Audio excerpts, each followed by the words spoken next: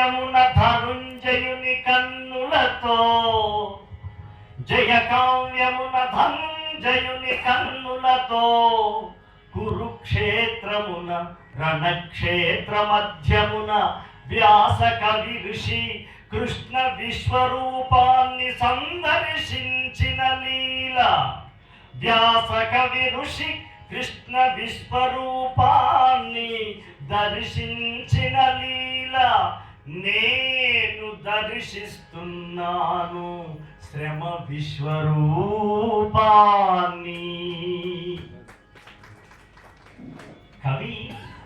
కవికి కొంచెం అహంకారం ఉండాలి. కానీ భరణి అన్నగారు ఏమంటారంటే, వినయం దానికి కలిపితే వినయాహంకారం అవుతుందిగా, అదుంటే పర్వాలేదు అన్నాడు. అందుకే జయ కావ్యమున, నేను శ్రమను చూస్తున్నది సామాన్యమైన నేత్రాలతో కాదు. వీడికే వచ్చింది ఏదో సినిమాలో కూరేసుకోబోయి చారేసుకున్నాను రాసే రచయితే కదా అనుకునే వాళ్ళకు ఒక సమాధానం. సినిమా కవిత్వాన్ని, సినిమా పాటని ద్వితీయ శ్రేణి కవిత్వంగా భావించే చాలామంది కువిమర్శకులకు ఒక జవాబుగా ఈ కావ్యాన్ని యొక్క అవతారికి నేను ఆరంభించాను. జయ కావ్యమున ధనుంజయుని కన్నులతో, కురుక్షేత్రమున రణక్షేత్ర మధ్యమున వ్యాస కవి ఋషి కృష్ణ విశ్వరూపాన్ని దర్శించిన లీల. నేను దర్శిస్తున్నాను శ్రమ విశ్వరూపాన్ని. పల్లె కవి పద పదమ్మున కవితామృతము వెదజల్లు కవి. పల్లె కవి పద పదమ్మున కవితామృతము వెదజల్లు కవి. పోతన్న రేపల్లె తల్లి యశోద నేత్రాలతో, గోపాల బాలుని నోట 14 భువన భాండాలను చూసినట్టు నేను చూస్తున్నాను శ్రమ స్వయంభూ భువన భాండము.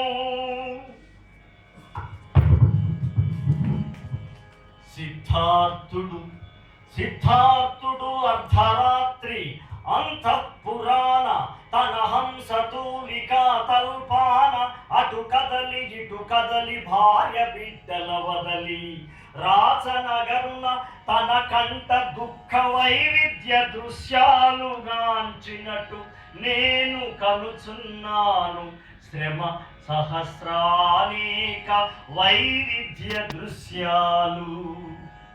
శ్రీ మహాకవి మహాప్రస్థాన నిర్మాణ చనుడు కాకమునుపే తన చిర దీక్షా శిక్ష తపస్సమీక్షణలో నగ్న భయోద్విగ్న సత్యోద్వేగ సాక్ష్యాల్ని వీక్షించినట్టు నేను వీక్షిస్తున్నాను శ్రమ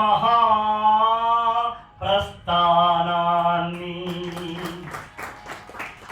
జ్ఞానపీఠి మానవీయ కేంద్ర సాహితీ ఘనాపాఠి శ్రీ సినారె విశ్వంభర శ్రీకార యోచనకు ముందే హృదయాక్షులతో కావ్య భూమికను సాక్షాత్కరించుకున్నట్టు నేను సాక్షాత్కరించుకుంటున్నాను శ్రమ భూమికా సర్వ విశ్వంభరతను, శ్రమ సత్య శివ సుందరత సాంద్రతను, శ్రమ కర్మగా కర్తగా క్రియగా కొనసాగు ఈ శ్రమైక జగతి పురోగమనాగమన గమనాన్ని నేను గమనిస్తున్నాను. శ్రమాది మధ్యాంతాతీతముగా దిగ్దిగంతములనాక్రమించిన శ్రమ విక్రమాకృతిని నేను కీర్తిస్తున్నాను. ఏమాశ్చర్యం అన్న, ఎంత బాగుందనేది. ఏమాశ్చర్యం ఏమాశ్చర్యం ఏమి సంభ్రమాశ్చర్యాశ్చర్యం, ఏమిటి ఆశ్చర్యాంతర్యం, ఎందుకు నాకీ ఆంతర్యాశ్చర్యం, ఎటు దర్శించిన శ్రమ సౌందర్యం, ఎటు దర్శించిన శ్రమ సౌందర్యం, ఎటు స్పర్శించిన శ్రమ గాంధర్వం. శ్రమ శైలూషికానాట్య విలాసం, శ్రమ వాగ్యేయ వికాసం, శ్రమ చిత్రించిన అశేష వర్ణం, శ్రమ మ్రోయించిన తంత్రీనాదం, శ్రమ వాయించిన వాద్య వినోదం, శ్రమ నైపుణ్యం, శ్రమ లావణ్యం, శ్రమ ప్రావీణ్యం, శ్రమ వైవిధ్యం, శ్రమ వైశిష్ట్యం, అటు ఇటు ఎటు అవలోకించిన శ్రమ సౌహార్ద్రం, శ్రమ సౌభ్రాత్రం, అది ఇది ఎది అవలో ఆలోచించిన శ్రమ ఔదార్యం, శ్రమ ఔన్నత్యం. సమస్త సంస్కృతి, సమస్త సంస్మృతి, సమస్త జగతి, సమస్త ప్రగతి, సహస్ర కళలు, సర్వం సహా శ్రీ శ్రమాభిక్షం, శ్రమ కరుణా కటాక్ష వీక్షణం, శ్రమైక సుమంత్ర జల సంప్రోక్షణం. శ్రమైక సుమంత్ర జలం కాస్త కఠినంగా చెప్పాం కానీ చెమట కొంచెం కావాలనే ఈ అవతారికి వన్నా. ఇలాంటి వాళ్ళు గొప్పడద్దు. ఇంత అవసరమా, ఇంత కఠిన్యం అవసరమా? నాకా బిల్కుల్ తెలియదు ఛందస్సు, నేను రాస్తే నువ్వు ఇలా రాస్తావా అని అంటారు. కాబట్టి కొంచెం కావాలనే రాస్తాను. ఇక్కడ ఒక ఘట్టం అయిపోయింది, రెండో ఘట్టంలోకి వెళ్తున్నారు.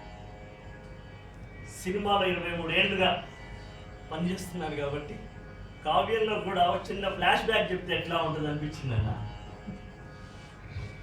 బోయెడు బోయెడు రామాయణ పల్లకి బోయెడుగాక ముందు, బోయెడు రామాయణ పల్లకి బోయెడుగాక ముందు, నిర్దయాత్ముని నోట శృతి లయాత్మకముగా శోకము శ్లోక రసాత్మకముగాకముందు, కాకముందు ఏమైంది?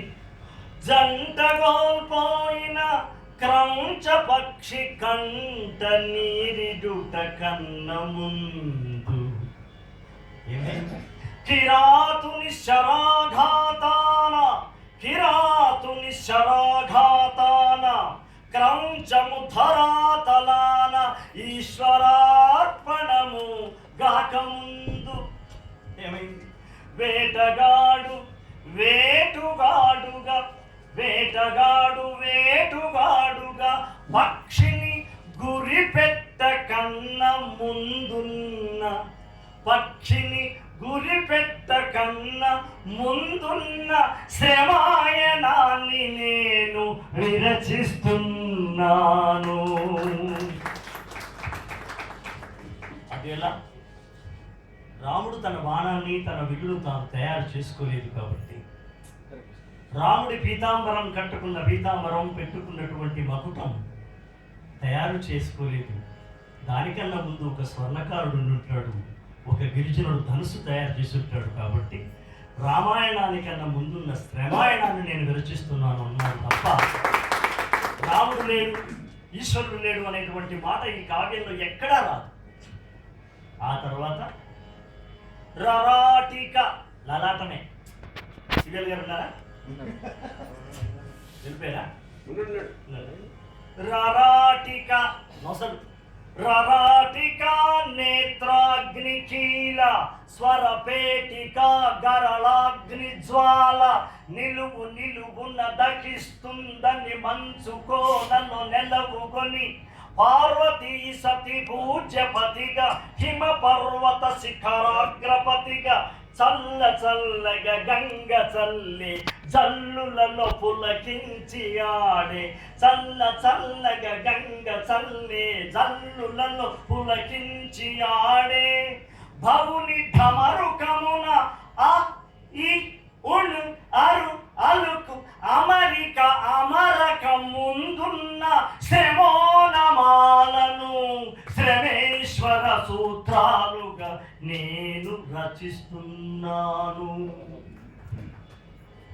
సామవేదము సామవేదము సప్తస్వర నిక్షిప్త రసామవేదము గాకముందే సామవేదము మగరిస నిదపతో మధ్యమ గ్రామ వేదము గాకముందు.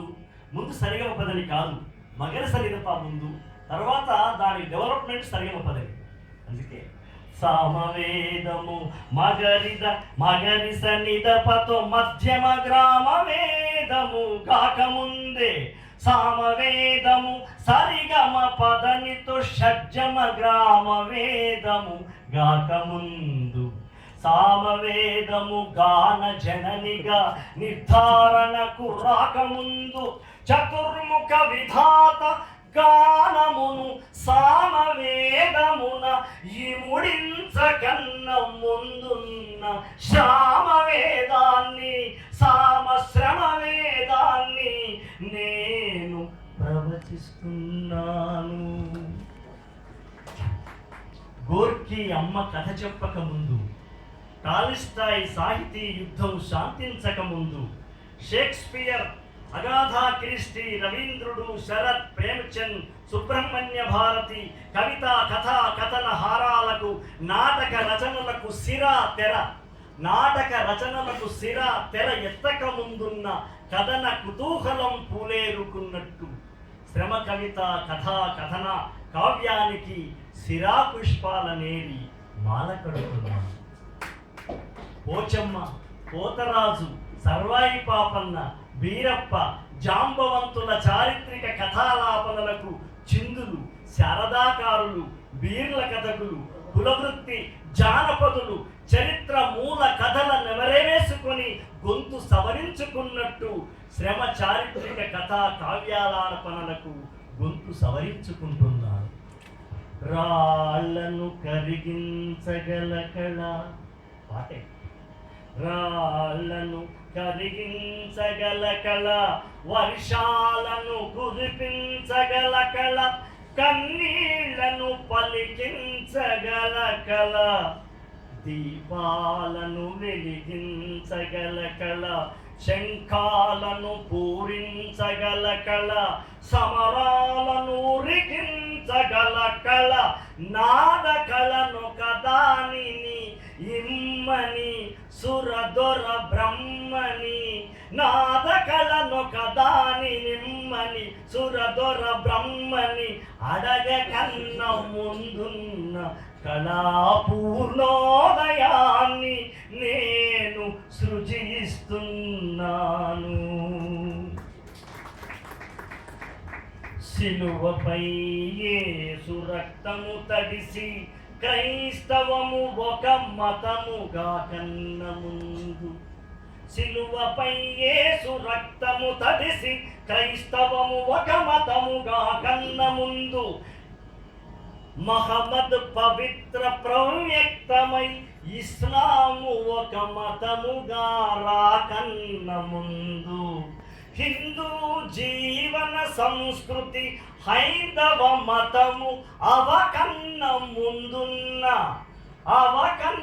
ముందున్న ఏకైక శ్రమైక మతాన్ని నేను ప్రకటిస్తున్నాను.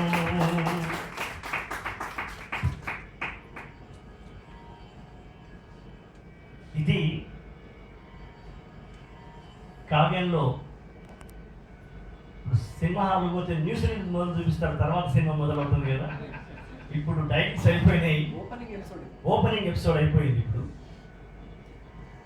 ఇప్పుడు మనం తెలుగునగర్ నుంచి ఓ పెద్ద ఆఫ్రికా అరణ్యంలోకి, బస్తర్ అడవిలోకి, మధ్యప్రదేశ్ దండకారణ్యంలోకి మీరు తీసుకెళ్తారు. శ్రీకరారణ్యమది భీకరారణ్యమది అరణ్యమది, శ్రీకరారణ్యమది భీకరారణ్యమది, ప్రాణుల శరణ్యమది, ప్రకృతి కారుణ్యమది అరణ్యమది. పాలిచ్చే జంతువులు పాలివని పక్షుల వెన్నెముక గల పాములు ఎముకలెరుగని బాణ పాములారణ్యమది ప్రాణుల శరణ్యమది ఔషధీ మూలికల అతి మహావృక్షముల శీతలారణ్యమది భూతలారణ్యమది అరణ్యమది ఏటవాలుగా కొండ పైకప్పుగా ఉండే భయదాంధకార గృహారణ్యమది నింగి పందిరి గుంజలై మొలిచే గిరులతో పర్వతాలు ఆకాశం పందిరి గుంజల్లాగా ఉంటాయి. నింగి పందిరి గుంజలై మొలిచే గిరులతో అమ్మలు నన్ను క్షమిస్తే లోతు తెలియని నాటి మనసంటి లోయలతో నింగి పందిరి గుంజలై మొలిచే గిరులతో లోతు తెలియని నాటి మనసంటి లోయలతో నరనాగరికతలను నెరవేర్చు బాధ్యతలు తమవే అన్నట్టు ఊరికే సెలయేళ్ల నదులతో ఎవరి శాపమో తగిలి తల ముక్కలై పగిలి ఎవరి శాపము తగిలి తల ముక్కలై పగిలి ముక్కల నీటి చక్కదనమే పొగిలి ఎవరి శాపము తగిలి తల ముక్కలై పగిలి ముక్కలో నీటి చక్కదనమే పొగిలి ఎగిసి పడు జలపాత శాబ్దికారణ్యమది అరణ్యమది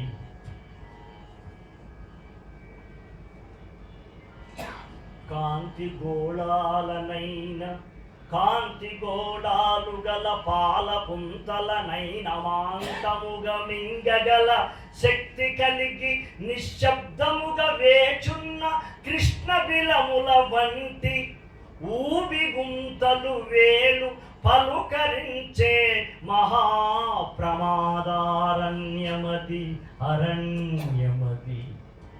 విప్లవ కుటుంబం నుంచి వచ్చినవన్నీ గోదావరి బెల్టుల్లో ఎందరో అమరుడైనటువంటి నక్సలైట్ బిడ్డలకు చదువు చెప్పిన వాడిని కాబట్టి కొండ చిలువలు బట్టి కండగా చీల్చే కొండ చిలువల బట్టి కండగా చీల్చి చెండాడు ఎర్రెర్ర గండు చీమల దండి దండకారణ్యమది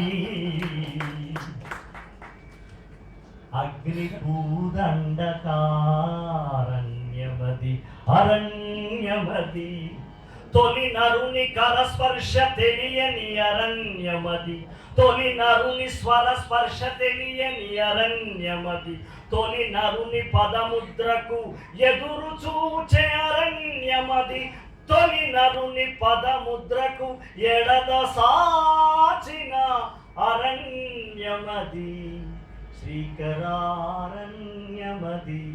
అరణ్యమది. ఇది అరణ్యకాండ.